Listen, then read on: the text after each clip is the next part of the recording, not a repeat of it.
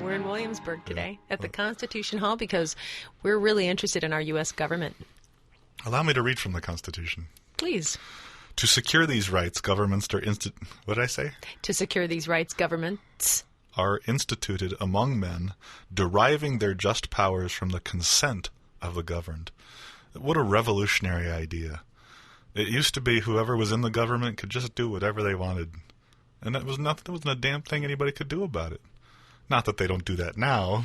Well, now, but they didn't when they first instituted this. I mean, that's what the Boston Tea Party was about, wasn't it? Well, that was about taxation, specifically. Well, yeah, but we are taxed without representation a lot right now. It was also a rebellion against the powers that didn't care what the people thought. So it was an act of rebellion. America really was built on a lot of people trying to care about each other and what each other thinks. It was about trying to govern. You know, government is a necessary evil, is what one of the founding fathers would say, and it was an attempt to govern in a way that served the people instead of serving the government. And that was a profound idea, is that somehow the government was answerable to the people instead of the opposite being the truth. Instead of the people just having to go with whatever the government decides. Pretty much do whatever the government says, yeah. But we've kind of gotten to a point, even though America is the greatest country in the world. God bless America. God bless America. We love America. America is the greatest. Well, you know, that's why I get to be who and what I'm doing, because I live in America. I'm sure that I would not have had the great advantages that I had, even though I grew up in a really bizarre family scenario. I don't know if I'd have the luxury of building an income the way that I have, or thinking outside of, you know, certain cultures or certain ideas or certain realms. I would have never even had that opportunity to think different things, because I've been able to explore and educate myself on a lot of different issues.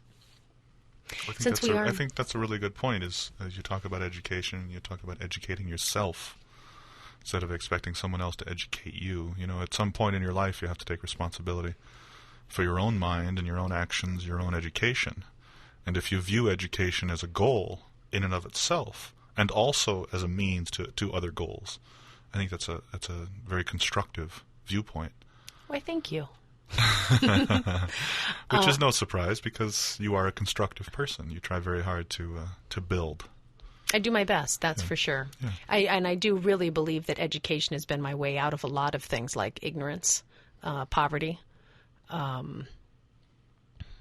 also being stereotyped or prejudiced, even though I didn't realize that I had prejudice, actually. I thought that I was not prejudiced at all. When I was younger, I felt very open and that my mind was very expanded. But I realized as I got older, I was prejudiced. And do you know what my prejudice was based on? Do tell. What kind of clothes people wore. I was prejudiced against people that wore polyester. Wow. And like those really weird looking shoes that kind of looked funky, cheap. The funky look. The funky, cheap looking shoes. And I really had a hard time respecting what they had to say. Wow. Was not till probably, I want to say about 5-6 years ago, when I really realized that I was prejudiced against that. It's such people a weird. Who didn't dress well. It was such a weird thing. Why I just didn't expect. Did you hate flannel too? No, I liked flannel. Flannel was fine. I just didn't respect their opinion, because I didn't think that if they couldn't pick good clothes, that how could I respect their opinion about what they were saying? I'm really serious. I didn't even know I was prejudiced against, but I would really judge people based on that. I hate the Irish. Why do you hate the Irish? How did the Irish come into this? What happened to them? They're really they say F a lot, but hey. I was kidding. I was kidding. We love you, Irish people. Yes, I was just kidding. I know a lot of Irish people, and they're wonderful. I was trying to make fun of prejudice by pointing out a silly prejudice. Well, is that not the most silly prejudice in the world? Bad shoes. Bad shoes and bad clothes. That's an odd prejudice. Yeah. But I knew a girl who wouldn't shop at Miller's Outpost because she thought that was run down. I know some people who would not shop at Target, which is they won't sharp there. They won't sharp there. That's just the country coming out in me. Yeah, I believe the word is Target. Oh, but I like to call it Target. Of course. Send us some money, Target. It's my favorite. It's one of my favorite stores. As is mine. It's a great store. I love Target. I love Target. Yeah. But I am French, so I must add the French flavor to it. But since we are actually speaking in Williamsburg, and I like Miller's Outpost too, by the way. Do you? Yeah. Send us some money, Miller's Outpost. Miller's Outpost. Yes, thank you. I'd like to welcome our new sponsors. What I want to say, though, is because we are French and French Canadian, that's mostly our heritage. We are? Yeah, did you know? No, I didn't know nothing. Yeah, we are. And we also have a lot of other nationalities in us, too, or so my dad said. I think we're called mutts. I think he said we were half Mexican, didn't he? Hey, a little bit of everything. He also said he was Dean Martin. So. Yeah, you can't believe him. He looked like Dean Martin, though, and he sang like him. Well, until he died. Yeah. Well, I guess in the pictures he still looks like Dean Martin, the pictures that we have of him, but he's dead now. He's dead now. Well, so is Dean Martin. So hey, so they could be very much like brothers, very much soul alike. Brothers. Yeah. But we're kind of getting off the point. What I was trying to mention. We have a point. I'm sorry. I know. Believe it or not. not, I'm not good at that. I know. I'll bring you around. Okay. Because you're going to whip me into shape. Yeah. I look forward to that. We're talking about the Constitution. A little bit. We're starting to talk about the Constitution, and hopefully, since we are in Williamsburg, that we will be talking about the Constitution a little bit more and reading about the Constitution, because I really am very grateful for our forefathers to build Founding fathers. I can't call them forefathers? I guess you could. Okay. Our founding you specifically mean founding fathers of the government, right? Well, of the country. That's what are the forefathers? Forefathers can be anybody as far as ancestors. You mean specifically the founding fathers of the government. I do. I mean specifically the founding fathers of our government. Deal. Because they built a constitution that is actually for everyone to create equality. Of course, at that time, only equality for white people. White landowners. White landowners for equality white for them. Male landowners, yeah. Not for females and not for any other ethnicity. Of color, right. However, because they did build the Constitution the way that they did, they left the room open for it to become... To change it. All men are created equal, and also to change it, which has been bad as well as good, to change our Constitution, because there are some things like just the opportunity for us as a people to start building a government that actually is for each other and to create a democracy, or the ideal of democracy. I know we don't have a democracy, exclusive of what's more a socialistic type of country right now, and not completely socialistic, and that's something that you could probably enlighten us on a lot more. You started saying about how something bad has come from changing the Constitution. Well, because in the Constitution it says that we are not going to be taxed. No tax without representation, and then also the government is not a taxing entity. Oh. And so, therefore, You're still upset about the income tax? Yes. Extremely. And if I have anything to do with it, we will absolutely change it. I am not opposed to taxing items that we buy, that we purchase. That's called a value-added tax. I'm not opposed to that. A national sales tax? I'm not opposed to a national sales tax as well. When we purchase property things, tax? I'm opposed to that as well. Opposed to property and opposed to income? I'm opposed to both of those because I think it devalues both of them. Entrepreneurship, and also the opportunity for people to realize what they do actually comes back to them, because what happens is, like the lower income people, it's sometimes better for them not to work and get unemployment with the way that the state is right now. And they make more money, actually, and they don't have to put out any effort to be unemployed, except to be unemployed. And that's an easy thing to do in today's society, to be unemployed. So if you're at a low wage, minimum wage, there's a lot of people that used to work for me.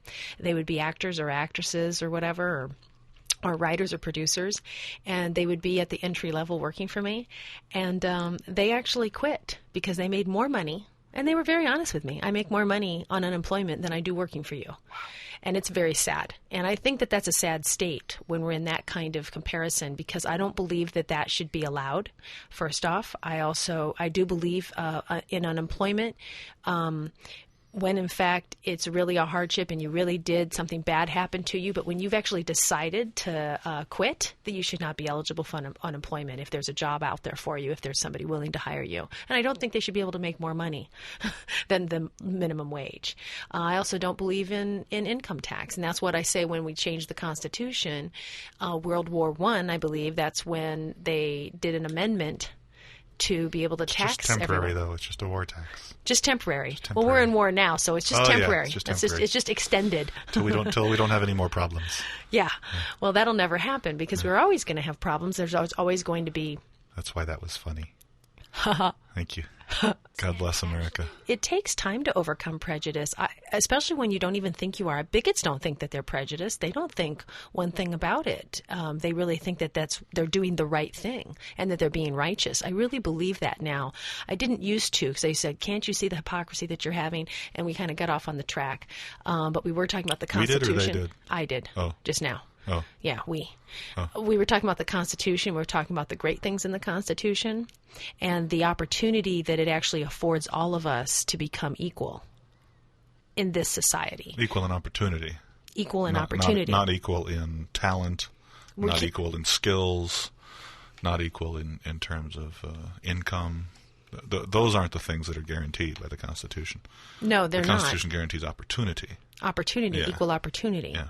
And also being equal as far as our rights. That your rights are not any different than my rights. Others. Why? That's just it's a joke. I know, but you're not being truthful. I'm not being truthful? No, you're not being truthful about it being in the Constitution. Some people are more equal than others. Yeah, it's a joke. Because just because because they have the opportunity and they also have the equal rights does not mean they are going to be equal in talent, equal in income, equal in education. I'm not talking about that, but they have the potential if they have the will or the desire to do that. It's nice to have ideals, and it's important to have ideals, and the Constitution embodies the ideals of equality and justice, but it's something else to enforce those ideals. It's a whole other issue to implement and enforce the ideals. And there is a great deal of injustice in this country and in the world, of course, because our Constitution doesn't apply to the rest of the world. And there are times when the President himself has suspended the Constitution. What does that mean? Well, the principle is called habeas corpus, and it is the right of a defendant. It's the right of a judge to demand the presence of a defendant, and it also has to do with the right of the accused to have representation.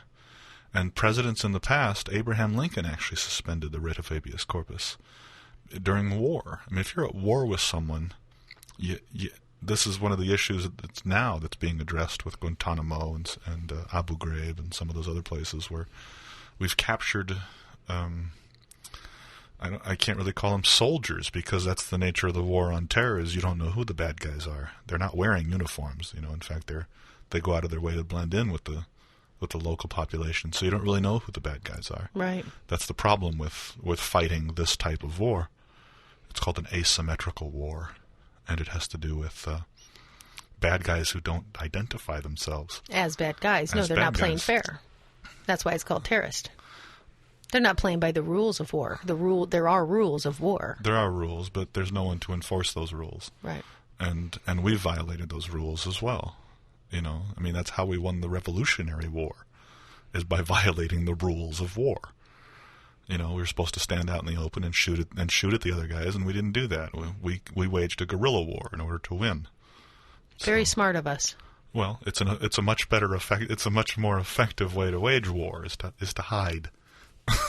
And that's what the terrorists are doing. And that's what the terrorists are doing now. They also target innocent people. But we did that as well in World War II. You have any idea how many Germans and how many Japanese we killed? No.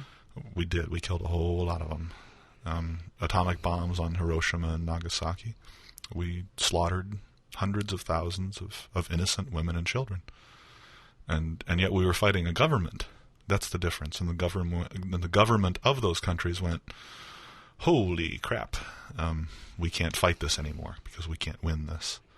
And that's the difference. That's what sets us apart now, is that we no longer are interested in fact, we go out of our way to not kill innocent women and children. That's the beauty of those precision weapons. Not that they're perfect, and not that our intelligence and our targeting is perfect either. Boy, did we get off track or something? Yeah, what were we kind of talking did. about? Yeah. Well, that's okay, but it was interesting what you're saying. Well, this is such a huge issue right now. And, the Constitution is an amazing document. Have you read it from top to bottom? No, I haven't. But it doesn't... I think we should read it one day. Let's make sure that we read it. Okay. But writing... online. Yeah. Writing things down and passing laws, they don't create a just society. Passing the law doesn't enforce the law. That's correct. And people misunderstand that. People think that if you have a law, that it must happen. And that's just not the case. Like this Proposition 72 right now, it says it will guarantee that businesses provide health care to their employees. And it will not. The law doesn't guarantee anything. Writing it down doesn't make anything happen. It needs to be enforced. Is there a way, though, if we all come to a common agreement with each other, that we base, if everything is based, okay, when things are based on truth and just and love and compassion and tolerance, do you believe that we would actually just immediately follow the laws then and they wouldn't have to be enforced? Do you think that's a possibility? I don't think that your original, I don't think the beginning of that phrase is a possibility. I don't think humans can come together in, what was it, love and justice and equality? Mm-hmm. I don't think that's possible. Really? Yeah, it's not human nature. Justice is not human nature. Selfish is human nature. Love is an outgrowth of comfort. If I'm hungry, love is not my concern. Eating is my concern. If I'm homeless, love is not my concern. Finding a warm, safe place to live, that's my concern. But don't you think that if you had those two, if you had the love, that those two things would actually go away, because that would be... Hunger would go away if I have love? Yeah, but if you had love or love around you, wouldn't food then come to you in some fashion, someone I still or... have to go get it. I still have to provide myself with food. You're talking about maybe I'm a little more esoteric in this. Well, no, you're thinking of a post-industrial society where food is plentiful. Mm-hmm. And I'm talking about a hard-scrabble existence, which is most of human history, where food was not as plentiful as it is today. Mm. See, that people get confused about history. Because we're in a really good era right now. We're in an amazing time right now. We have technology, we have food, we have... Obesity is a problem. Yeah. Much less not having enough to eat. Yeah. And it really is a remarkable society. We're in a remarkable time. We are. In a changing time, though, too, perhaps for humanity. The technological breakthrough, the medical breakthroughs. I know we're talking about the Constitution, and what I really wanted to bring up, so it doesn't get too far away, is I wanted to say that I really appreciated the gift of the Statue of Liberty from the French, because we were kind of talking about the French. And I really, I didn't know about this until just recently, but do you know that the French people in general raised the funds to actually build that statue for America?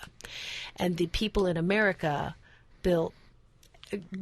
raised the funds for the pedestal, and also to resurrect it, to put it up, for the shipping and for the getting it over here and putting it up. Resurrect is a specific term. It's not the word you mean. Oh, no? No, resurrect is something else.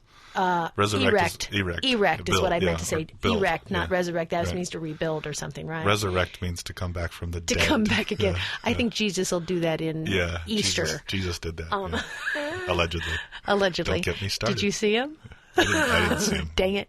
But I just wanted to say, because of that gift and the camaraderie of different nations, I know that was a start for the French people to say thank you to America, and also because what is the saying with the Statue of Liberty? Give me your tired, your poor, your weak. Your huddled masses. Your huddled masses. Yearning to breathe free.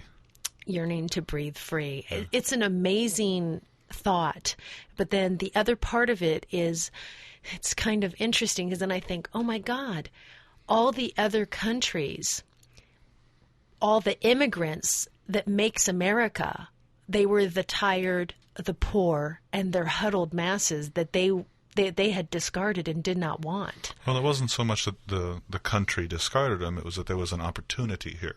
And there was no more opportunities in those countries anymore. Right. They had all the opportunities had washed up or dried up or whatever. Right. And I just find that amazing that this country was built on immigrants. And beyond just because we're all immigrants except for the Native American, which has been now pushed into another realm. But, even the Native Americans, they weren't, created here. They came here as well. From where? Supposedly everyone comes from Africa. Oh. Africa is the cradle of civilization. Oh, really? Yeah. Why? And if that is true, why are we not all black? That's not quite how evolution works. Oh? Tell me about it. Do we have time? Are we talking about the Constitution? How do we get onto evolution? We don't have time for that. I mean, you can say the Native Americans were here first, but they're not necessarily native as well. Uh-huh. I mean, they were here for, tens of thousands of years, but they also came here. So, you know what I mean?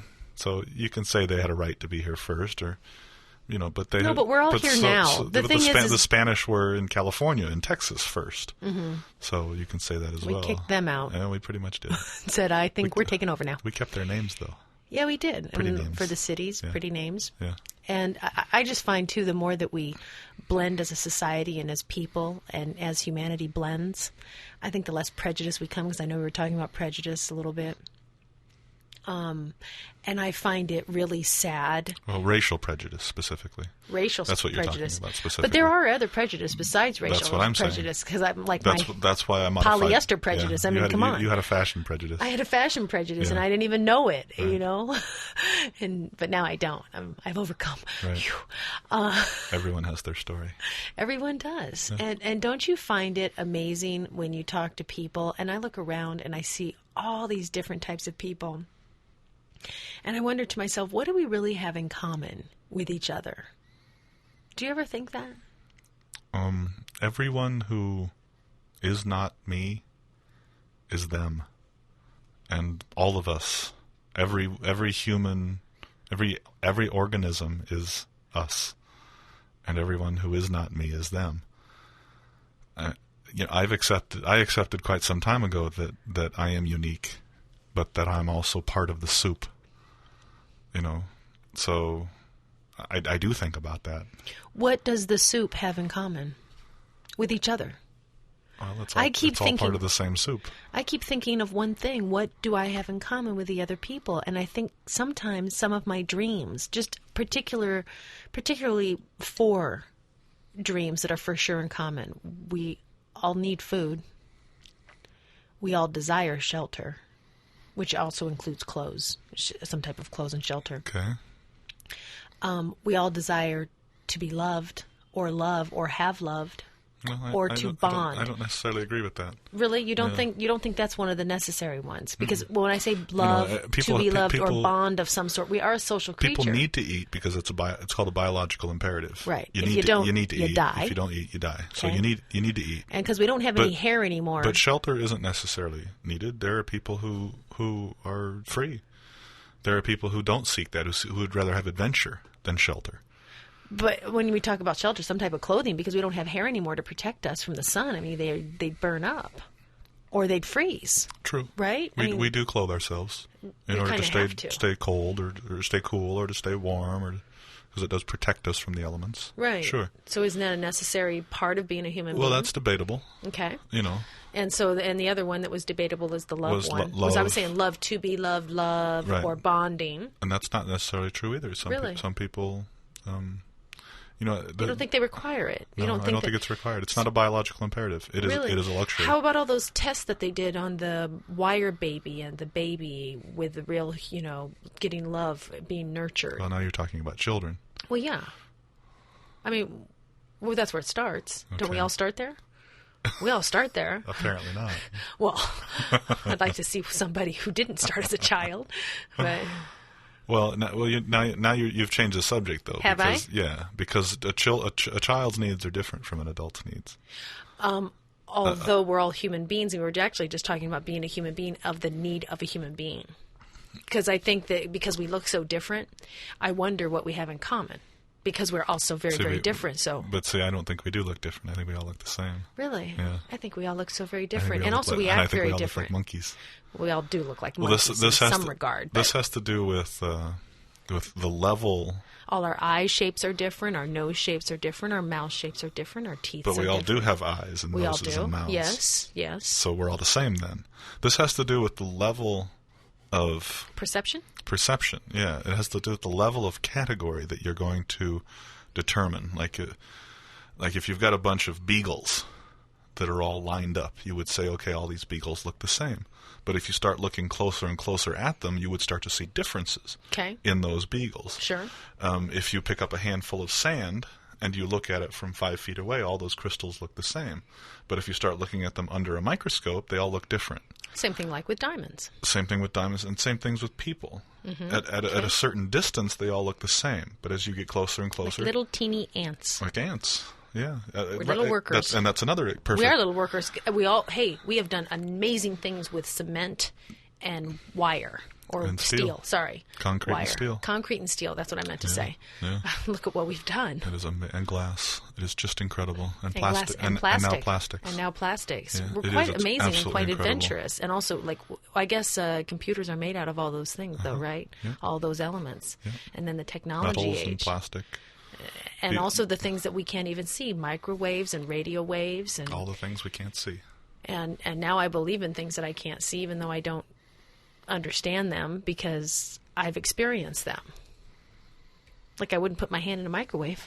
Well, now you're I've just skewed the line. Yeah, you're confusing natural phenomenon, real phenomenon that you can't see, right, with supernatural phenomenon because I don't know about the supernatural yet because I've never really experienced. So that was just my interpretation of what you said. That isn't actually what you said. No, because we were talking about radio waves you can't see, but that they exist. They exist because we receive information on the other. Because you do have a physical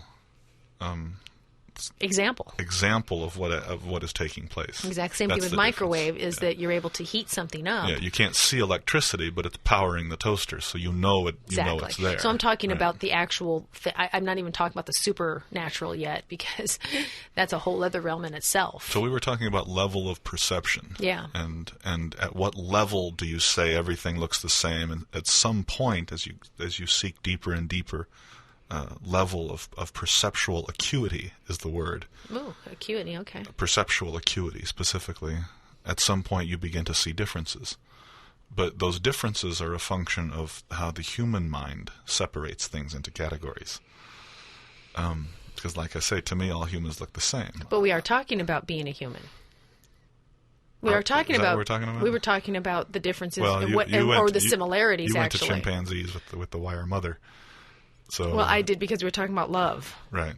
And I just gave that example. I said, isn't that important? I just think it's a necessity. I think that makes us better human beings. No, you've just equated the word necessity with love. Need.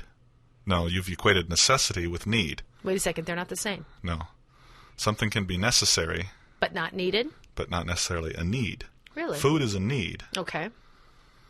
I'm getting off track here. No, you're right on track exactly with where we're going. So go ahead and explain yourself. Well, there is a behavioral pattern that animals have, specifically humans and other mammals, that has to do with the way they're brought up, the way they're brought into the world. But to say that it's a need is too strong of a word. The baby that chooses to starve. This was the test, and it was a test with chimpanzee babies, and they chose to starve, to have a furry mother and go hungry, than have a wire mother and eat. So, but you and I had just said that eating was the necessity, that eating was the need. Well, eating was one of the needs. I think that there's four. And that behavior suggests that a furry mother, someplace warm, is more important to a baby than eating. But then the baby starves. So I think you need both, though. Personally. But here's the challenge. But you're saying here's the challenge with trying to understand behavior, especially with what's called anecdotal information, which means a story, as opposed to something concrete that you have in front of you. I don't know that 2 hours, 3 hours, 4 hours, 10 hours later, that baby didn't leave that furry mother and go eat. And then go back to the furry mother. And then go back to the furry mother. I don't know that. Mm-hmm. And this is part of the problem with eyewitness testimony as well. Jane Goodall, she studied chimpanzees. She expected to be in the field for a year. That was what she expected when she first signed up. She was there for 5 years, 10 years, 15 years. She's dedicated her life to it. She's been there 30 years now. She's still studying chimpanzees. It was 10 years in the field before she saw chimpanzee tribes go to war. Now, if she had only been there 9 years, she would not have seen chimpanzee tribes go to war. She might have assumed they did not. So there was a certain cycle. Who knows? Who knows if it's a cycle? Who knows if she just happened to see it? Who knows? You know what I mean? That's the challenge with the human perception of information that's gathered. Go back to perception again, because exactly. We're all talking about perception. We're talking about perceptual acuity, which is the capacity of an individual to know things, to experience things, to see things with their eyes, their ears, and to draw conclusions about those things with their mind. And we as human beings draw conclusions quite quickly. Very with quickly. Very little information. And that's part of prejudice. We're bringing it back around to prejudice. If I have a negative experience with a black person, I might think all black people are that way. If I have a positive experience with a black person, I might think that all black people are that way, and that's just not true. And I've had experiences, good and bad, with black people, so and same thing with white, and same thing with Chinese, and same thing with Hispanics. And that's the challenge, is to recognize that individuals are individuals. We do have some things in common. We do have many things that are different. And individuals are individuals. And individuals even change. You know, I've changed. You can love and trust someone, and a couple years later, they become dicks. They backstab you. They betray the heck right out of you. It happens. It does. It happens. Sometimes even your own family members. So have they changed, or has my ability to know things changed? Probably both. And see, that's the challenge with humans, is we have a 70 to 80, maybe 100-year lifespan. And as we go, we learn more and more and more. And often we think the world is changing, when the fact is we're changing. Just our perception our ability to know things, our capacity to know things, and the sum of our experience has changed. And that fascinates me. And so I've told you before that I've made contact with the unknown in a way that can't be expressed. Can you express that to me, please? I will try. I have become aware of all the things that my eyes and my ears aren't telling me. And it's rather unsettling, frankly. What do you mean? I've become aware of the limits of my eyes and my ears. But what do you mean? You sense something, you feel something, so then something occurs? Is that what you're talking about when you say become aware? I have become intellectually aware of the limits of my eyes and ears. And so what that means is that what my eyes and ears are telling me is only a tiny slice of reality. It's a tiny little piece of the available information. And I have spent 25 years or more seeking knowledge. He's older than 25 years, by the way, so he had I to start later. I didn't start when I was a baby. I know, just making sure everybody knows. When I was a baby, I was just looking to get fed. That's all and love. And some love? Yeah. See, you do agree that you need love. When I was a baby. Damn. Just trying to find the commonalities between us. I was looking for it. I didn't say I got it. Okay. I love you. Where were you when I was 2?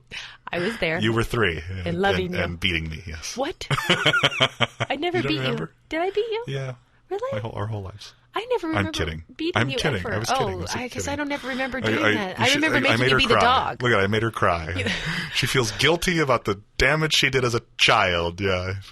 I do remember making you be the dog, and I was the postman when we played postman. I remember that, and you wanted to be the postman a couple of times because we had a mailbox that we played with. You remember that at all? No. Do you remember this? No. Oh, you don't? Very, very That's few the only thing I remember, because you so bad wanted to be the postman, and I just said, you will be the dog. Right. And I made you be the dog all the time. And you were the one that would chase me. So, because I was the postman. Aren't we anyway, adorable? We were. Yeah. But I'm sorry. I should have let you be the postman once in a while. I was the postwoman, I brought up 35-year-old guilt. I love it. Yeah, it was a little longer than that. But thanks for thinking it was then. But this is the point I'm making. This is a very important point, and I will probably mention this every time we talk. Okay. Because of how important this point is. People see things, they hear things, and then they draw conclusions from those things. Sure. And that is how the human brain operates. That's how all brains operate. But that's why mine's changed, though, too, because more information. The brain, the eyes are not designed to tell you what it doesn't know. The brain is not designed to tell you what it can't know. The brain does not say, I don't know stuff. The brain says, I know this, and I'm going to draw these conclusions from that information. It does not say, there's all kinds of other stuff out there that I don't know. It can't say that. It doesn't know how to say that because that's not what it's for. It's to determine things right then with the knowledge that you have so you can stay alive right then. So you can stay alive. And your best judgment at that time is what your brain has to give you. That's all it can do. So, but what happens when you have doubt then, and when you have things that you don't know and you say you don't know? I mean, doesn't your brain then say, I'm not really sure, and then it opens up to other areas, and then you can explore? I mean, because my brain does that a lot, and that's why I like to investigate things or understand things. That's why it is so important for decisions and for judgment to remain open to new information, because there will always be new information if you seek it. If you do not seek it, then of course there will not be new information because you're not looking for it. Unless it's forced upon you. But if you're looking for new information, then at some point, if you spend your life dedicated to learning more and more and more, then at some point you recognize how limited you are and how very limited your eyes are. They give you a very tiny spectrum of available information. Your ears are very limited. They give you a tiny little spectrum of available information. And your brain fills in all the gaps and tells you that's all there is to know. When the fact is, there's huge amounts of information that you don't know, and much of which you can't know because you're a puny human. And humans have developed instruments and machines that tell us things that we didn't previously know, and it is mind-boggling the information that these machines are telling us. We now have a space probe that is circling one of Saturn's moons. This moon is half the size of our Earth, and we have a camera and other instruments as well circling this moon, and it's going to circle it for 4 years and map the surface. Do you have any idea how incredible that is? Pretty incredible. And one of the NASA scientists says, we're seeing stuff, well, we don't know what it is. We're getting all kinds of information. We don't know what we're looking at. We might eventually know what we're looking at. But it's new information for us that we've never... Right. Then what? Then what do we do with that information? I don't know. Now we know what one of Saturn's moons looked like. Big whoop. Wouldn't it be nice if we actually knew what it was to not have homeless and to have children educated here and to have our world be better? So are you suggesting we scrap the space program? I'm not suggesting that we scrap the space program. I'm just suggesting that I think some things are way off in la-la land. And I know that there's a lot of good cause. We were talking about that earlier about what's going on with the election now. There's a lot of really good causes out there. Like the stem cell thing. It's a good cause. It's a good idea. Building children's hospitals. It's a good cause. But, the mental health thing. It's a good cause. But noble the thing cause. But the things most important that all Don't those get your money from NASA. Well, but what is more imperative, and I think that we are looking at the wrong venues, is to build a bond to make those things happen. We need to restructure our health insurance here in America. A complete overhaul of the health insurance. The insurance companies make so much money. It's such a corrupt system. It's so degraded by the AMA, American Medical Association, and also the FDA. Those two together. Right, because they're the ones... Food and Drug Administration? Right, they're the ones that say things can be on or off or used or not used for certain drugs. Okay. Well, because they're a combination of everything because we're talking about research. There's already a cure for cancer. It's just that the FDA has not allowed it to be out in the U.S. because they say it's unsafe. It's unsafe because it will actually cure cancer. You know why it's unsafe? Because they won't make any more money with all the other drugs that they have to cure cancer. And it's very sad. And cars can run on water? cars actually could run in a whole different realm right now. We have so much power and electricity just in nature, just with what we have. And we don't, like we're talking about perception. We have a perception that we have to drill for oil for us to actually do this because that's what we did and that's how we knew. But if we'd open our minds and expand our minds and educate ourselves in other ways, we'd have other opportunities. This is a good example of the devil being in the details. Because it's easy to say we need to fix the healthcare system, but how? And the devils probably are in the details because I don't know how either. I'm broaching the subject to say that the things that are like helping the children are important, but also how about educating the children that we have so they don't become criminals and hurt other people? How about helping the mentally ill that's on the street now? That doesn't mean that we're going to give them better places. It means that we're going to actually find ways to connect with them that is different than giving money to administrators and bureaucrats to then administer another mentally a mental health program. It's just, where's the balance? It's like, I don't know where the money's going either, so I have a really hard time getting behind them because it's another bond, it's another debt on us. It's hard to say no to a kid in a wheelchair. It's hard because you want to say yes to them. Right. And it's hard of course, it's called marketing. It's called marketing. It's called promotion. It also has to do with human nature because human nature is not giving and generous. Those things have to be learned. Human nature is selfish. What does a 3-year-old call his toys? Mine. And that's human nature. What does a 42-year-old call their toys? Call his checkbook. Mine. Mine. Yeah, that's human nature. So at some point. But I'd like to think that, I guess I'm selfish, but I'd like to think that I also am very generous because I like to look at how can we actually heal society and become better as human beings. We're awful to each other in so many other ways. But generous is a relative term. I mean, even the parable of the Good Samaritan in the Bible. The Good Samaritan had money. That's why he was able to help Jesus. Was it Jesus or was it just some other guy? I don't know. Could you call in? Somebody call in. Let me know. Somebody call in. Let us know. Is it Jesus or give me specifics on the story of the Good Samaritan. But it was about a bruised and broken man who needed help, and several people passed him right by. But the Good Samaritan is the one who stopped and helped him. But he was able to help him because he had money. If you're poor and homeless, also you're not going to be able to help the poor and homeless. That's right. You're not. Right. Although that doesn't mean but what I'm saying is, okay, the people that can help, and that's also hopefully should be I'm going to come back full circle here, our governing bodies to actually look at the structures and look at the programs that we have and appropriate them more for the greater good. So we should scrap the space program. No, I don't think we should. I actually like the space program because I think that opens our minds up so much more. It is billions and billions and billions of dollars, though. And I do think that we need to temper things. I think we need to throw it into space. Right. I think we do need to change our philosophy a little bit. So I'm not saying scrap the space program, but redefine a couple of things that we actually are giving our monies to. This is the nature, and also we give our monies overseas now, and we're rebuilding Iraq, which I totally believe in because we've destroyed it. We didn't destroy it. Saddam Hussein destroyed it. Okay. We blew up parts of it. We blew up parts of it.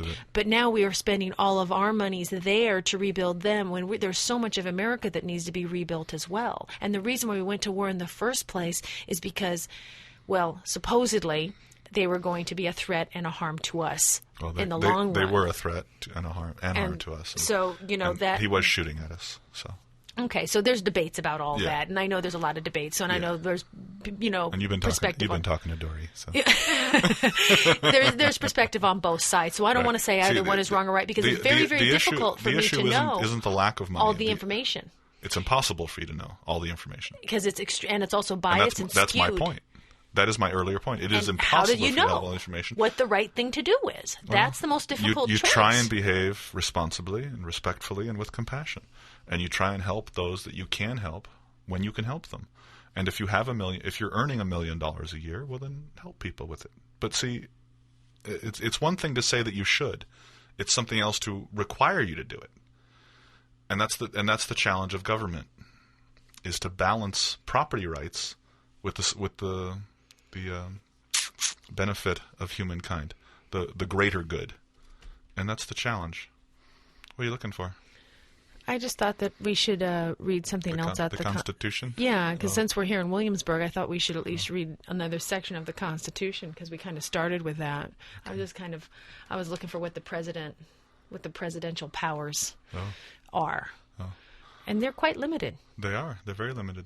And we blame so much on the... He has to go to Congress for just about everything. We blame so much on the president. The president is this, the president is that. Right. Or the president can make this, the president can make that. But actually, it's the Congress. People think the president is responsible for the economy. And the president is not responsible. I mean, he gets blamed for it, and he also gets credited for it as well. Clinton gets credit for it, and Bush gets blamed for it. But it's so... But neither one of them is responsible for the economy. It's the Congress. Even the Congress isn't responsible for it. Who's responsible for the economy? Alan Greenspan has more control over the economy than anybody else in the freaking world. We hate that bastard. Oh, sorry. The economy I'm kidding. We don't hate you. We don't hate you, Alan. I'd like to welcome our new sponsor. Thank you, Alan. Send us money. He has more power over the economy than anybody else in the country. What is he doing right now? He's the chairman of the Federal Reserve. Right, but what is he doing right now that's making our economy just so... Our economy is not so, stuck. I should have waited till you finished your sentence and then responded. Our economy's not stuck? No. It's not? Our economy's in great shape. Unemployment is way down. Home ownership is way up. I have a job. You have a job. Yay! There's more food in the frickin' world than we can stand. How come they're saying, though, how come all the states are saying that their unemployment rate is very, very high then, if they're saying... It's not high. They're saying that there's more unemployment than there was 4 years ago. Right. They're trying to blame the president. They're trying to blame the president because they're looking for something. Yeah. And they're also wanting everybody to vote for Kerry. So the people that are wanting Kerry in power are going to look to Bush for the job situation, which really, I know the president has nothing to do with that. It's not him. But why is the job situation the way that it is? Why is people in Flint, Michigan saying that there's no jobs? And, there's a lot of industrial complexes that have went away. Because Toyota and Nissan and Honda make a better car. That's what has devastated the American automobile industry. Right. That's okay. It's just a buzzer saying, get out. It's the end of our tour at Williamsburg. Yes. They're letting us know that the museum is going to be closing very soon. It has to do with the global economy. And there's nothing you can do about that. That's the laws of economics. Well, here's the laws of economics. Hey, America, if you want us to have jobs, do a good job. Make a good product. It's not that simple. It's not that simple. Stop thinking that we can only work 2 days a week, 3 days a week, and drink beer. The other 3 or 4, and then just be drunk all the time. I think what's really affected America is alcohol. Just tremendous, because I know so many kids of alcohol. Yeah, kids of alcohol. I know so many drunks, and I know so many kids of drunks. You need to quit hanging out in the bars, honey. Damn, is that what's happening? I actually don't hang out in any bars myself, actually, because my father was an alcoholic, and it affected me greatly, and there's a lot of people that I know that alcohol has affected their family. And I'm not saying that I don't drink alcohol, but I don't drink it every night because it would really hurt my body. And it turns also out it's mentally. Bad for you. It turns out that it's bad for you? Well, a little bit, I guess, is good for your heart. But, a little bit of wine or something? I wish I liked wine. Too. I wish I liked being drunk. They seem to be having all kinds of fun. They seem to. Yeah. But they seem so damn miserable when they're not drinking, though. And then also very, very angry and very, very volatile. You don't know this, but... Hey, don't tell me what I don't know. It's just because recently I went back home, and I was speaking with one of our aunts. This is your home, here in Williamsburg.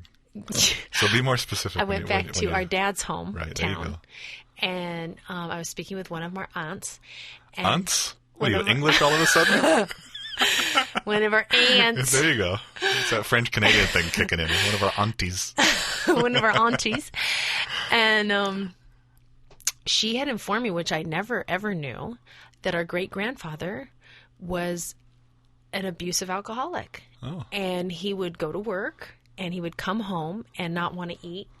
And so our great-grandmother would, where his chair was, put newspapers down because he was going to throw up. Wow. So he pretty much threw up every night in the same place, and she would clean it up. And then he would sleep, and then he would wake up and drink more. And then he would, drink more, and then you were talking about the Native Americans being alcoholics. Well, we have it rampant in our family too. It's pretty common. It's very common. I have friends that are drunks. We are not exceptions to the rule that's out there, and especially when I mentored for kids down in Las Palmas, which is Bancroft Middle School, which is right down in Hollywood. A lot of single parents, a lot of parents that they were latchkey kids, a lot of kids that are from alcoholic families, because they would talk about it when I mentored them. We would have chats about it. Not that I would ask them about it. They would tell me. They would tell me they either got beaten or they got hit, or they were afraid to go home, or if they didn't get a good grade, or they were in the program after school because they didn't want to go home because they would just get in trouble. And it's very sad. It is sad. It's a really sad state of being a parenting human. is not a very common skill. And I wish that we would get education on that. I wish that we would think it's a priority. We have to have a license for a dog, but don't have to have a license to have a kid, and don't have to have any parenting skills or have any parenting classes. Again, how do you enforce it? You don't enforce it. You just you somehow, hopefully, in a society as great as ours, that we could create something that would be an opportunity for people, like what Dr. Phil is doing with Family First. The people who need it most aren't interested in it, though. They might not be interested, but it's not even in their realm of knowledge or their perception, because they don't even know about it. They don't even know there's an opportunity for it. Like you and I might seek something like that, or I know I seek information and seek self-help situations for me to become better as a human being.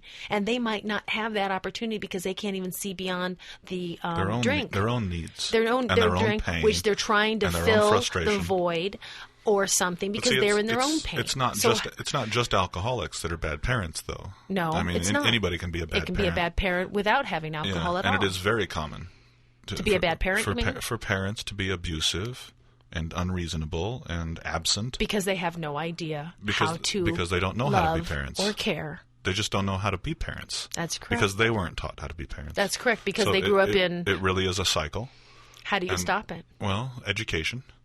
But we have to get some kind of educational program out there to be parents, I think society is doing that. You do? You and I were beat as children, and that's become taboo. You don't beat your children anymore. I think even then it was taboo. Do you recall somebody coming to our house, a social worker coming to our house? No, really? Yeah. Oh. And interviewing us. But nothing happened. We was in front of Dad. But nothing happened. Well, do you think we told them? Oh, see, I didn't know. Oh, yeah, we all sat at the kitchen table. Oh, really? Mm-hmm. What did I say? No. Probably not much. You didn't say much, but when they asked you a question if your father beat you, you said no. That's the thing about... I also said no. Yeah. And that's the thing about, being a child, is you don't really have choices. No, because it was let's see, that person's going to leave, and Dad's going to be here in about an hour. You're leaving, and I need him to feed me. So the answer's no. Yeah, the answer's no, please leave. Get away. Yeah. Because you're going to make my life worse And now. that's the nature of Because one of our neighbors called on him. Oh. It was one of his friends. Well, friends don't let friends beat their children. But she beat hers. There you go. Yay! Yeah, it's okay if I do it. Yeah. The kid had it coming. Yeah, exactly. I need to teach her a lesson. Yeah. It's the hypocrisy again, too. Hypocrisy. Oh, hypocrisy. Yeah. Dang it. How come I can't call it hypocrisy? I don't know where you're going with that. You're high. You're so high. Oh, that's what we were talking about. Alcohol makes you high. Oh. I'd like to welcome our new sponsor, Budweiser.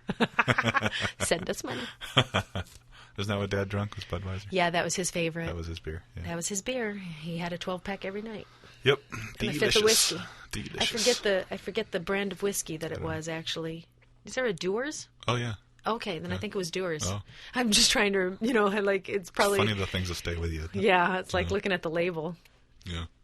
So I know we talk about the Constitution some more? Yeah, I know we kind of got off on, we were talking about what do we have in common as human beings. We definitely, as Americans, have the Constitution in common, because that is something that binds us together. Well, at least our governing entity binds us together that way. But what do you think as human beings? Of the people, by the people, for the people. Or so it was written that way. No, that's Abraham Lincoln. That's a speech by Lincoln. It's not in the Constitution. Dang it. That's okay. It's all mixed together. I like that speech. Yeah, I like Lincoln. Good man. I like Lincoln. Yeah. You know what I like really about him more than anything is he failed a lot in his life, and he never gave up. Interesting perspective, but yeah. You mean interesting perspective, like I would think that about Lincoln? Yeah, that you would admire that in a man. I admire that in anybody. He did. He lost and failed a bunch of times. He lost and failed, and he kept coming back and trying, and he became a president that freed the slaves. Freed a whole bunch of wonderful people and started a different world for all of us. Right. And I find that amazing. I find that incredible. I find his perseverance elating. Nothing focuses the mind like a few failures early in life. And he also, and I love also Thomas Edison for the same thing. And when the press person asked him, so how did you feel about failing 2,000 times before? 10,000. Oh, was it 10,000? Oh, 10,000. That's even more than what this little press clipping that I had. How do you feel about failing 10,000 times before you invented the light bulb? And his response was, I didn't fail 10,000 times. It was a 10,000 time process. I successfully found 10,000 ways that didn't work. Oh, was that his? See, my press clipping was wrong. Well, just because I read it one way and you read it another doesn't mean either one is true. I mean, who knows? Who knows what he really said? Yeah, who knows what he really said? But the content. That's the nature of again, anecdotal, which means a story. Anecdotal evidence, which is just a story. It's like the story about George Washington cutting down a cherry tree. That never happened. That was invented by a biographer. Really? Yeah. So the story about telling the truth, not the truth. It was a lie. Really? Really? Let's see. Things are based on lies. So what in the Constitution do you love the most? Is there one thing in the Constitution? The First Amendment. Which one is what? Say what it is. The freedom of the press and freedom from the Congress. Congress shall make no law. I have it right here. This amendment, First Amendment. I want to talk about amendments too. Okay, because that was not part of the Constitution originally. It was an amendment. The Bill of Rights, the first 10. The first 10 was part of the original ratification of the Constitution. Okay, and then after 11, 12, all those. But that's part of what makes it brilliant, is that you can change it. You can change it. Yeah, that's part of what makes it brilliant. This amendment guarantees freedom of religion, speech, and the press, and protects the right of assembly. That's not the text. Oh, that's the Bill of Rights? No, that's not the text of the amendment. You're reading an interpretation of the text. You're reading what the... Congress shall make no law respecting an establishment of religion or prohibiting the free exercise thereof or abridging the freedom of speech or of the press or of the right of the people peacefully to assemble and to petition the government for a redress of grievances. That's a dang good one. That's brilliant. Well, that's what we're doing right now. So, yeah, we have freedom of speech, and that's why we're able to do this. Part of what makes the Constitution so brilliant is that the language is so straightforward. They didn't dress it up. They were lawyers that wrote it. But they tried to keep it simple. But they also understood how important it was to say things simply, because lawyers are going to dissect it. And Napoleon Bonaparte, the French leader, right? Okay. He wrote, a constitution should be short and obscure. Well, he wasn't in favor of the rights of the people. So no, he was a dictator. He was a dictator. And a short one at that. And a short one. And obscure. Short, brutal man. And obscure. So, read the Second Amendment. The Second Amendment, okay. This amendment protects the right to keep and bear arms, right? Read the text, though. Okay. A well-regulated militia, being necessary to the security of a free state, the right of the people to keep and bear arms shall not be infringed. Shall not be infringed. Pretty straightforward. Pretty straightforward. And that one guarantees all the other rights. Because without the right to arm yourself, then the government can take away your stuff.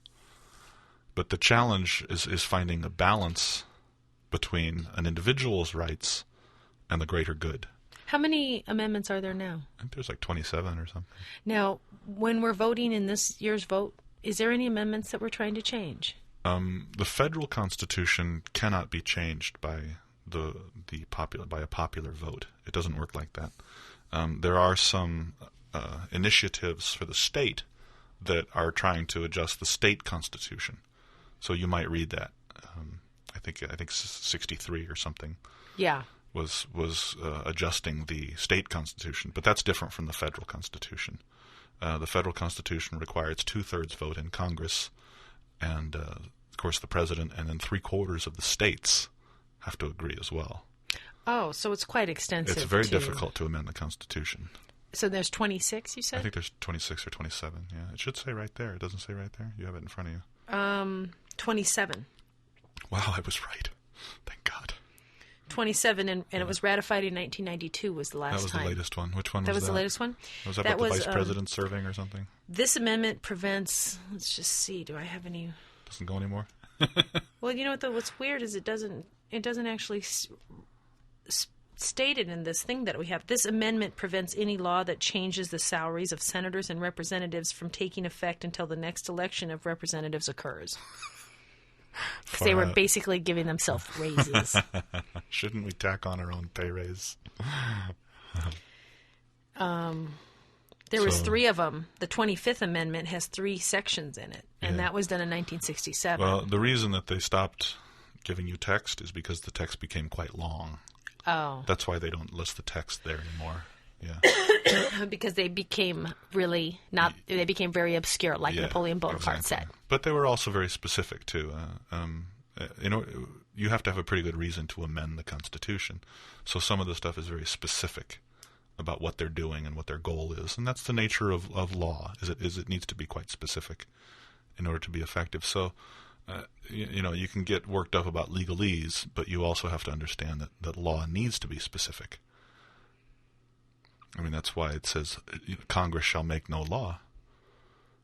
I mean, that's very specific, is that it is not up to the government to say I can do this or I can do that in terms of my religion, as long as I'm not hurting anybody.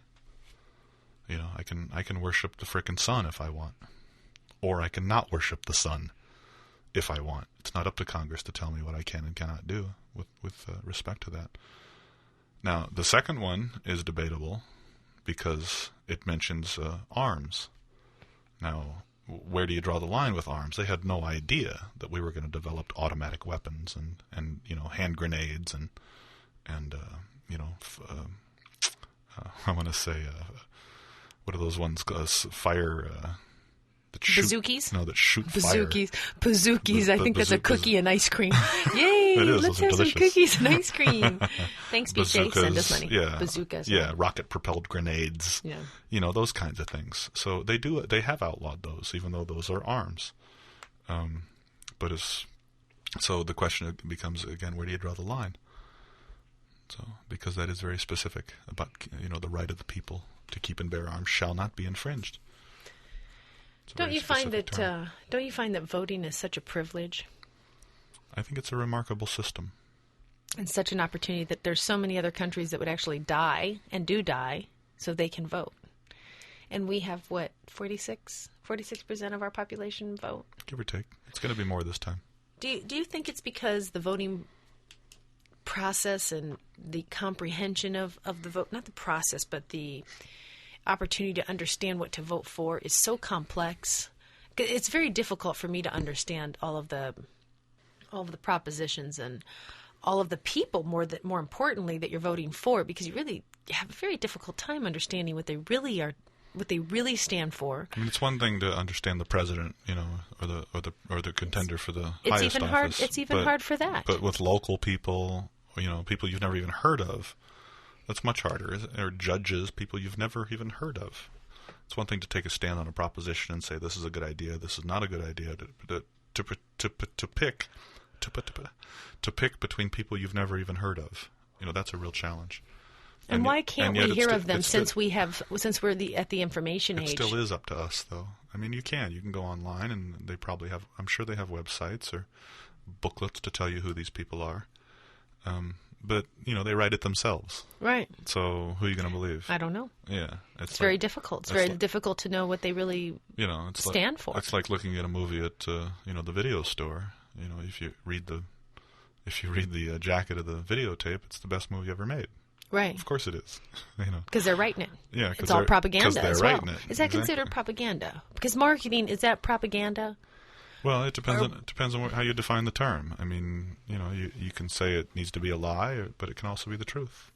If it serves a political purpose, if it serves a marketing purpose, then yeah, you well, the could say marketing it's purpose is propaganda. that this is going to make you be great. This is going to make you feel great. Take it. But just because it's propaganda doesn't mean it's not true. And it can be true and still be propaganda. It can be false and still be propaganda. So then this is the challenge. What propaganda means? What's the specific definition of that? I'm not sure what the specific dictionary definition is. I don't have one in front of me, but I'm okay with that. Propaganda is just the use of text or images to promote a cause. Whether that cause is just or unjust, I don't think is relevant to whether or not it's propaganda. All marketing and necessary for marketing because right. that's how we Therefore, get people to buy things. All marketing would be propaganda in a sense, but propaganda is usually specific to a political issue, and propaganda usually suggests that it's not true.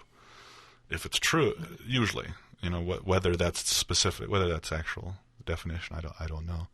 But again, this comes down to how you define the words, and words have different meanings to different people and for different circumstances. We also have emotional connotations, emotional connections to words. People can say, "Oh, that's just propaganda," and therefore they'll dismiss it. But once you define it as propaganda, does that mean you can just dismiss it? And I would say no. You still have to consider the facts of the case. And this is why comes back to, again, judgment remaining open, decisions remaining open. It's really hard for human beings to do that. It's not what our brains are designed to do. Our brains are designed to draw conclusions and draw certainties about the information that we take in, and then behave in ways that ensure our survival. We put food in our mouths. We don't consider where the food came from, and we don't think about what our alternatives are as far as putting the food in our mouth. I mean, we're ravenous beasts, pretty much. We're frickin' locusts, pretty much. Wow. Well, when you put it like that, yeah, it's just kill or be killed. It is. It really is. Will we grow, do you think, into something else? I think we are. I think we have, and we are. That's kind of must to That's part of what be here, that's part right? of the genius of the Constitution, is that it no longer imposes the government on its people. The people now have an opportunity and a responsibility to govern themselves. And the beauty of capitalism also is that it has created a tremendous abundance in basic needs. We are providing for hundreds of millions of people and billions of people around the world. Americans feed more people around the world than all the other countries combined. Well, we are the givers of the world. We are. We give away money. We give away food. And we don't always make sure that we have it first. That's the only thing I don't really get. I don't understand that. Well, the homeless people don't want to eat wheat. Oh. Okay. They didn't want it. We offered it to them first. And they said, no, thank you. Do you have any cheeseburgers? No, I have such an issue with the homeless thing. We give the money to them. We give money to them. We have a general relief fund, and I don't believe in that. I do believe in giving them a place to live. I do believe that. I wish my money went to, if you want a room, then go down to this place and you have to work for 4 hours. And But what if they don't want to do that? Then we know for sure that they've decided to be that. And I don't have to feel bad walking down the street. We don't have to feel bad about saying don't be in this area now. 80% of them are mentally ill to begin with. Well, that's another issue. But then they have a way to go somewhere to get some help. And that could be a center for a lot of different things. They want to eat, and they want to have shelter, and they want to be able to go to the bathroom and have a shower. Man, if you don't go to the if you can't take a shower though, that drives you crazy in itself. Pretty and also being outside and being dirty and scummy, that kind of makes you more mentally ill. So if you already have, maybe if you're tipped that way and you're already in that, boom, it even tips you even more. So, my $350, instead of giving them cash, I would rather just supply them with a room that they could go to. They could also build some self-esteem to, work a few hours a week or something so they could have that opportunity to be there. We also have a way, rather than giving them money, because they're, as selfish as this is going to sound, they're in my way on the street as well and make me uncomfortable. And I've paid my taxes and I follow the rules. And most of them, only just because I've met a few of them, not a lot, and I've interviewed several, they don't want to follow rules. And you know what? For me to live indoors, I've had to follow rules. It's the only reason I work. That's the reason why I work. I like sleeping indoors. And I like eating food that I want to eat. And I like wearing the clothes that I wish to wear. Yep. And I'm able to travel where I want to go. And I'm able to move in a direction in a car. I'm not stuck, or I'm not, feeling at at somebody else's mercy to do something for me. But I follow a lot of rules to do that. Yep. It does not come without a price. And I just wish that there was that kind of education going on for them, that there's rules to be followed. Handouts don't work. But like I said, the overwhelming majority of the homeless are mentally ill. That's correct, but how to really work with that. And there's on the street right now, and they're affecting not just themselves, but also the people that are also walking the streets, that are paying our taxes, that are giving them money. What can we do for them to help them? Well, I keep coming up with one thing. We give them a center or a place to actually be able to be. Your friend, who is the finance director over at Chrysalis, he said that the overwhelming majority of these people need long-term institutionalization. Yeah, a place to be. They need a place to be. They need retraining. They need help in basic social skills. That's correct. Work skills, career skills, communication skills. And I would like our government to support that. I would feel comfortable with my taxes. Medication as well, but I'd feel comfortable with my taxes going to that, because now they're going to just give them money. Then much of it would be involuntary. So we do have programs in place to help them if they seek help. But they don't want help. But we don't they want to be know, left alone. We don't know how to direct them right now. Like, okay, just regular people in society like me, there is no place to direct them, because it's not safe anywhere necessarily for them right now. True. That's what we have to create. And that's the nature and that's human nature, is who's going to direct these, who's going to administer these programs. Administer, but no, I'm saying to direct them to some place to go, even like, But that's what I mean about the place to go. Who's going to administer that program? Maybe I have to. Maybe. Damn it. But you can feed this generation of homeless, and then there will be more. But it's not about feeding this generation. It's about reteaching, and then having a place to reteach, because you can feed a man a fish for one day, or you can teach him to fish, and you fed him for a lifetime. It really has to be about what Jesus taught. But what you need to do, and I'm not trying to go to a religious sector here. I think that here. was Jesus, but yeah, okay. Jesus actually did teach. He fed people fish, but I don't think he was teaching people to fish. And he was a fisher of men. But I don't think he was teaching people to fish. That saying came from somewhere. Yeah, I think it came from the Bible. I don't think it was Jesus. Okay, someone said it. I don't think it was. I'm not sure it was the Bible. Well, now anybody who knows, call us. Call us. Email us. I had a point. And your point is? So yes, if you give a man a fish, feed him for a day. If you teach a man to fish, feed him for a lifetime. Right, that's what I want to do with the homeless. But great. I want to give them a home and find a way to make rules that they can stay indoors. The next step beyond that is teaching someone how to teach someone else how to fish. Great. Well, but first you have to teach them. That's the challenge. You have to teach them how to fish first. And then you have to teach them how to teach others how to fish. But they also have to want to do that. That's true. Like you said, maybe you have to do it. Who's going to administer the programs? I don't know. You can house and feed this generation of homeless, but then there will be more. And there will always be more. Because the animal populations will always grow until a great die-off, because the environment can no longer support them. Do we need to die off maybe so we can become healthy? Because we just have like a lot of bad people around. You're back to the amazing breakthroughs in modern medicine. People who would normally die aren't dying. And will stay alive. And we're weakening the gene pool. Oh, we are? Oh, yeah. Oh, God, yes. Oh, yeah. People with diabetes, they wouldn't have lived 100 years ago. And so there's more people with diabetes. Now there's more people with diabetes. Isn't diabetes really... Please don't hate me. Please don't kill me. I'm not suggesting that people with diabetes die. Okay, I'm not going there. But wait a second. I'm making You're making a point of a social comment on what modern medicine and modern society has done to help people, humanity survive. And it is amazing. One of my good friends has a daughter who would not have lived 50 years ago, and she's alive today, and she's a wonderful child. But 50 years ago she would not have lived.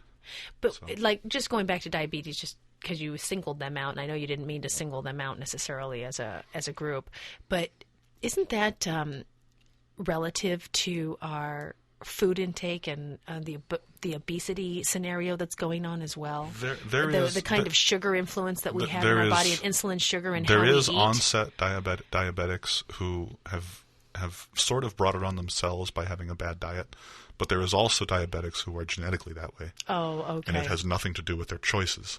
Okay. They are But that. it has to do with the insulin level of the sugars within the body, that chemistry, right? Blood sugar and insulin. Insulin controls the blood sugar. Mm-hmm. But everybody has that. So if you're diabetic, your insulin level is not able to control properly the blood sugar. Okay. Right. Okay. And there are circumstances where people bring it on themselves because of their poor diet. But that can be said for heart disease. That can be said of liver disease. That can be said of kidney disease. Like for my dad, I mean, he brought it upon himself because he smoked and drank every day. Smoked and drank. Right. Lung cancer. I mean, people bring it on themselves. Yeah. You know? So, smoking. We'd like to welcome our new sponsor. Marlboro. For that fresh taste. Have you ever kissed a cigarette smoker after they've smoked? I don't want to talk about this. I have to. Have you ever just really smelled their breath after they've just had a cigarette? Yes. It's disgusting. It's really nasty. I don't know what pleasure they get out of it, to be honest with you, but I'm sure they're getting some kind of nicotine pleasure that has nothing to do with that smell, because that smell is like atrocious. You could say the same thing about heroin. I mean, what possible benefit could you get from injecting something into your arm?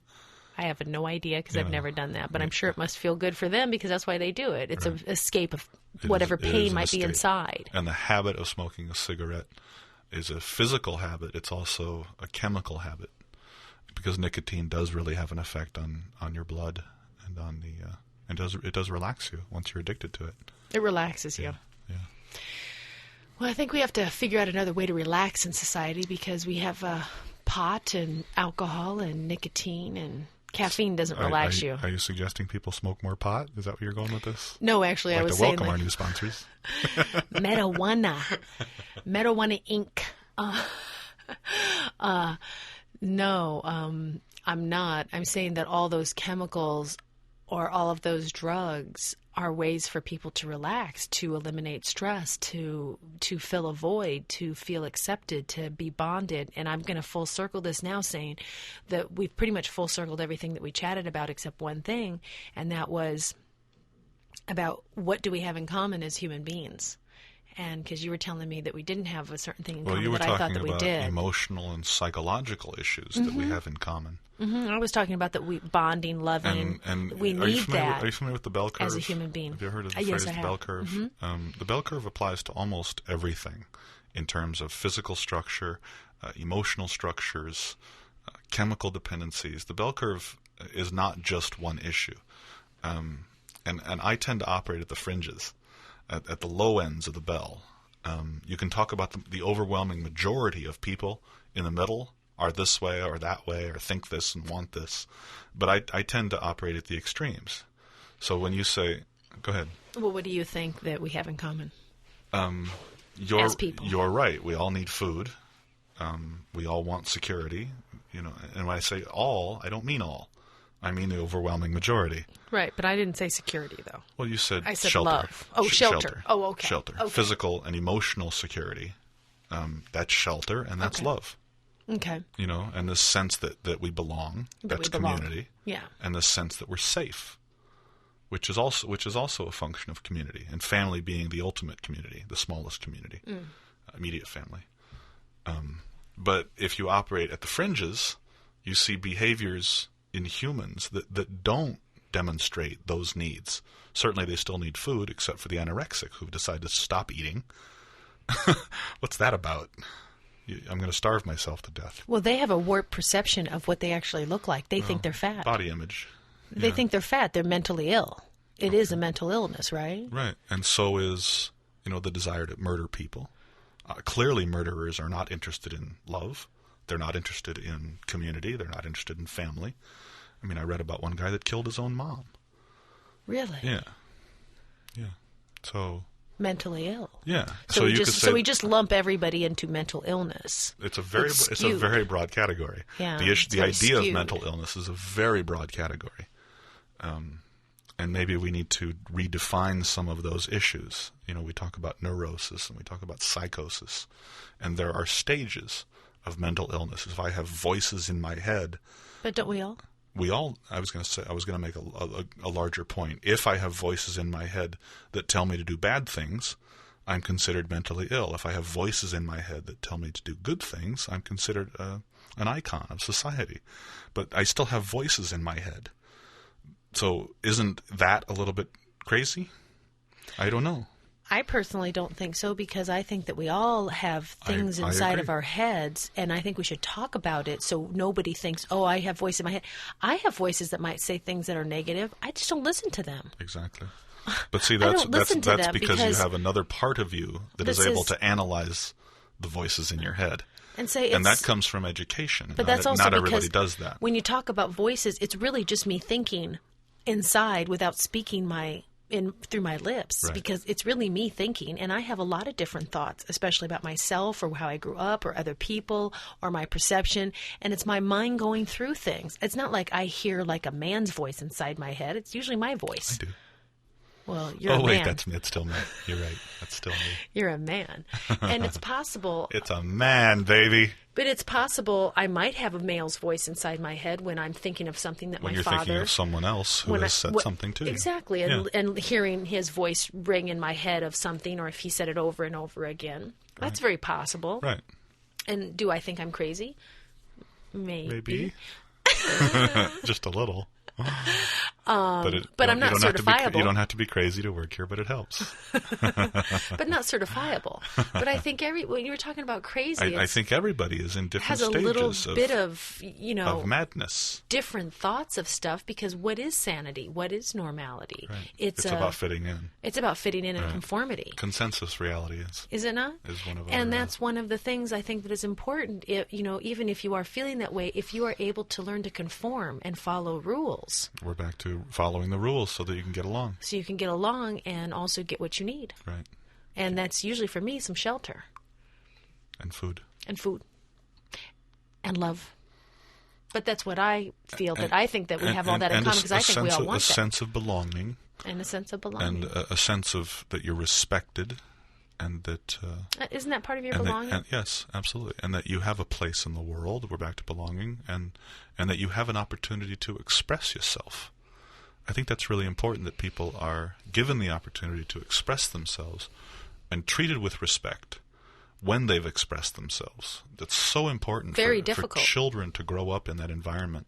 Otherwise, they don't learn to express themselves. They learn to shut down. And they also don't learn to respect themselves. And they don't learn to respect themselves or others.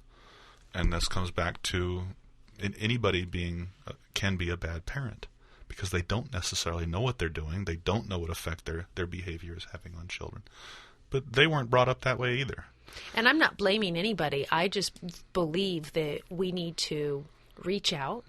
We need to examine. We need to take responsibility for ourselves. We need to educate ourselves. In all different ways, though. It's not always just through school. True. There's books. There's many different ways to educate yourself. Also talking to people. And we need to approach things in a constructive manner and be willing to communicate and be willing to listen. These aren't skills that are taught, and I wish they were. That's a hard skill. It's a very hard skill. To listen? To listen. Hard skill. And also to assimilate with the other... And to respond appropriately and constructively. But that's also, if you're able to listen, it's like, how do you interpret what that other person's saying? Because I know I'm interpreting what you're saying, but I might not be interpreting what you really mean. Right. Even though I'm hearing what you're saying, I have my own filter. We're talking about perception again, right. Which we'll probably always come back to that. And we're back to the definitions of words. I mean, I may use a word... You understand it one way, and I mean it in a different way. I don't have a negative perception of the term propaganda. So I might use the word propaganda, and I mean it in a very broad, neutral way. But you will attach a very narrow, negative meaning to it. No, I won't. Maybe. Not necessarily you. I'm kidding. I know you mean in general, but I won't, because I know what we're talking about. Someone might. We have emotional tags with words. I might use the word dog, and I'll think of a friendly, panting, beagle. And I could be thinking of a ferocious dog. And someone else could think of a ferocious Doberman. So you will have a different emotional response to the same term. Right. I might use something that I mean very innocuously and in a pleasant way, and you won't hear it that way. You won't experience it that way, because that's your frame of reference, it's called. Right. So our challenge becomes to expand our frame of reference and to accept our own limitations in knowing what we experience and how we experience future things in terms of what we went through as children. We really are defined by our environment in many, many ways. There's a great debate about whether it's nature or nurture, whether it's environment or instinct. Mm-hmm. And to me, it's predominantly environment. Humans have very little instinct. The longer the gestation... We have very little instincts? Yeah, really? Very few. Yeah. Well, did we used to? Eat, no. I mean, yes. It depends on... Which one is it? Both. Yes or no? Depending on your time frame. Okay. Are you talking about 50 years or are you talking about 50,000 years? Yeah, I don't know. Yeah, that's the question. Again, because we've evolved as a species. Are exactly. we the only species that has evolved the way that we have? Because our brains have done something incredibly unique in all of animal history. Our brains have developed the ability to reconfigure our natural environment in dramatic ways. Is that because we have opposable thumbs? Partly. Partly because we stood upright. It freed up our hands to do stuff with tools. Opposable thumbs have enabled us to grasp things in other ways that dogs can't. Except my cats can your lock cats a can door. lock you out, apparently. Yes. They've learned how to operate the door. Yes. So. But they couldn't let you back in. No. They were mad. The pace of technological change is just dramatic, and it's amazing. 100 years ago, there were no airplanes. That in itself has been in my lifetime. I've been all over the world because of the airplanes. Right. And it's opened my eyes dramatically to how great America is. 1,000 years ago, there was no knowledge of the North and South Pole. And that is how we rotate on our axis. And do you think that we're going to change? I know I just totally changed subjects, but if somebody was talking about that the other day, that the Earth actually used to rotate differently. The geography of the Earth is in constant motion. The continents are drifting about as swiftly as your fingernails grow. Really? Yeah, isn't that weird? Because my fingernails grow fast. Well, mine then, not yours. Okay. I think it's like 2 inches a year, something like that. 3 inches a year. But continuously. That's just how it is. Yeah, my fingernails grow way faster than that. Yeah. Okay. It's like 2 inches a month. It is mind-boggling. And it is a possibility that the magnetic pole, the magnetics will change. The magnetic north has moved 1,000 miles.